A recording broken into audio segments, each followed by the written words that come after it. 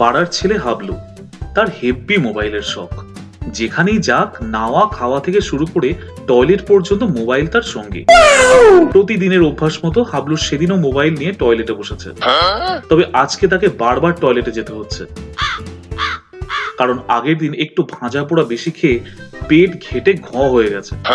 একটু অসচেতনতা বশত তার মোবাইল হাত থেকে ফসকে টয়লেটে পড়ে গেল। বেচারি হাবলু এই দৃশ্য দেখে ঈশ্বরকে ডাকতে লাগলো। তার সামনে একটি জিন এলো এবং হাবলু তাকে তার সমস্যার কথা জানালো।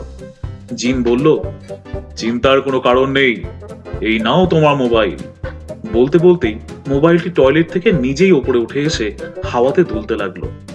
হাবলু দেখলো সোনায় চকচক করা একটি মোবাইল।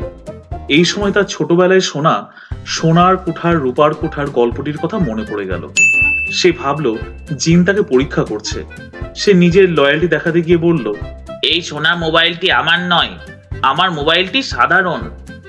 এটি শুনে জিন হো হো করে হেসে উঠল এবং বলল, বৎস, এটি তোমারই মোবাইল, তুমি ঠিক মতো চিনতে পারছো না।